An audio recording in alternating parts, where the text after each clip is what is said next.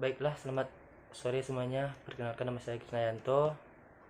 NIM 1910416948. Kelas A3 Pagi Manajemen. Baiklah, pada video kali ini saya akan membahas tentang evolusi perdagangan internasional yang memicu terbentuknya World Trade Organization.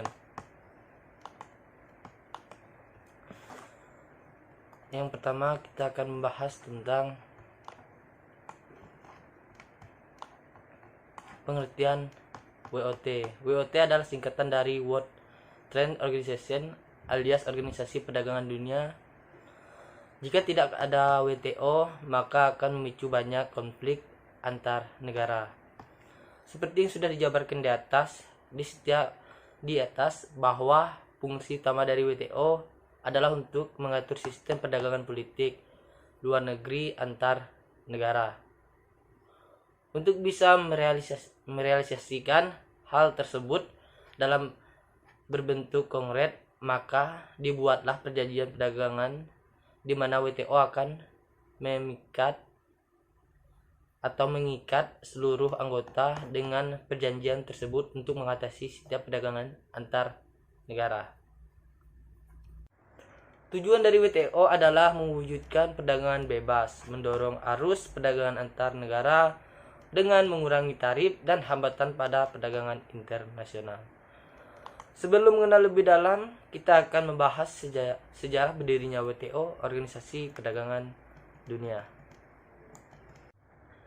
Sejarah berdirinya WTO, Organisasi Perdagangan Dunia, World Trade Organization atau yang disebut WTO, atau Organisasi Perdagangan Dunia adalah organisasi yang mengatur perdagangan internasional di dunia.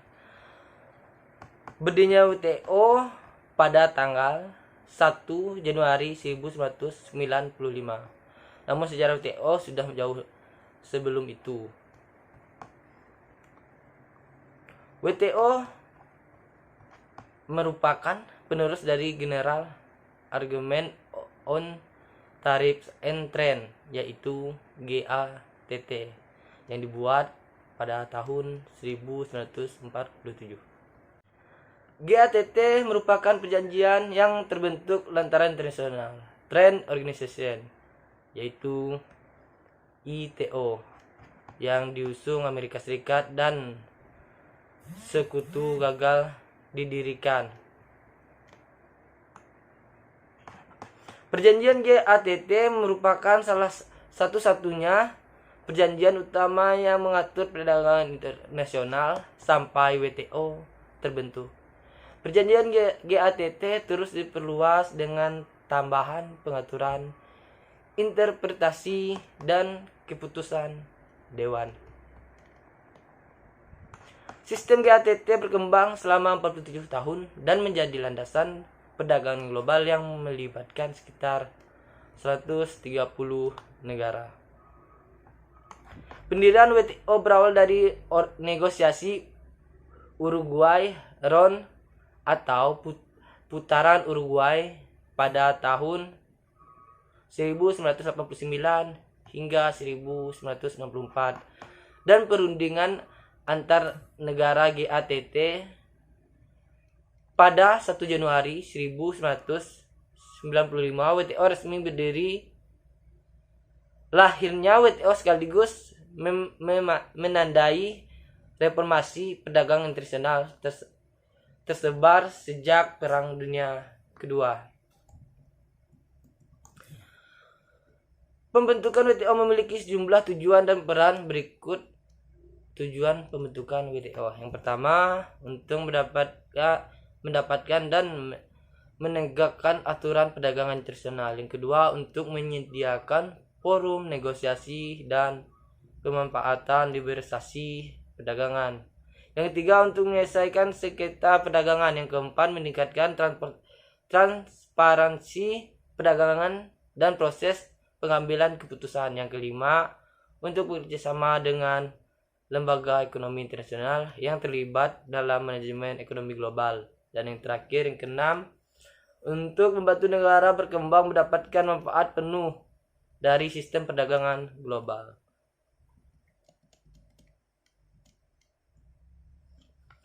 Saat ini WTO memiliki 164 anggota dan memiliki lebih dari 98% perdagangan internasional.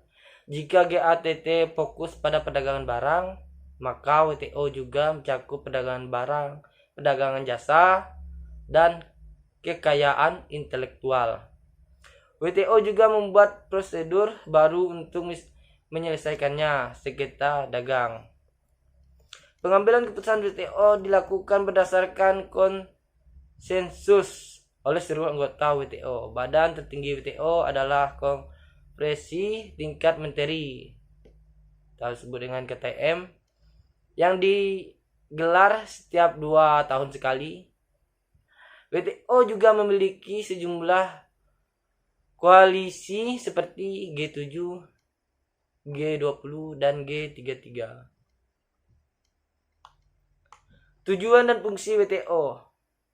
Dalam pembuatan yang terdapat pada marquee argumen yang berisi penetapan WTO, semua pihak yang ada pada perjanjian tersebut sepakat tujuan yang ingin dicapai melalui sistem perdagangan multilateral. Untuk yang pertama, meningkatkan standar hidup. Yang kedua, menjamin tercapainya perdagangan kerja. Yang ketiga, meningkatkan produksi dan perdagangan serta mengoptimalkan pemanfaatan sumber daya dunia.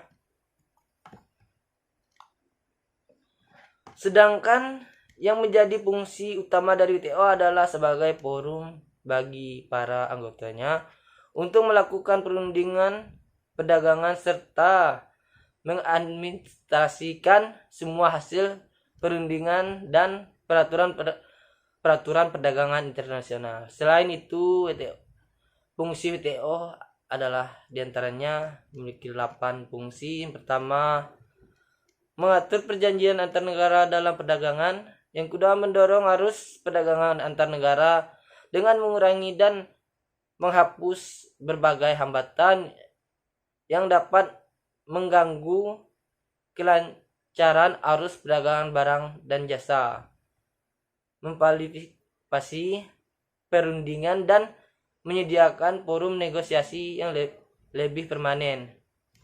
Yang keempat, untuk penyelesaian sengketa, meningkatkan hubungan dagang sering menimbulkan konflik-konflik kepentingan. Yang kelima, menyelesaikan sengketa dagang. Yang keenam, sebagai forum negosiasi perdagangan. Yang ketujuh, memonitor kebijakan perdagangan suatu negara. Dan yang terakhir, yang ke-8, memberikan bantuan kepada negara berkembang. Kesimpulan, World Trade Organization WTO menjadi sebuah organisasi yang sangat penting bagi setiap negara. Karena dengan adanya WTO ini bisa menjadi peredam konflik antar dua negara atau lebih. Sehingga dengan begitu perekonomian dunia akan semakin baik dan dapat meningkatkan perekonomian setiap negaranya terlibat dalam WTO. Baiklah, semoga penjelasan saya dapat dimengerti. Kalau ada kata yang salah atau tidak berkenan, mohon maaf. Selamat sore dan terima kasih.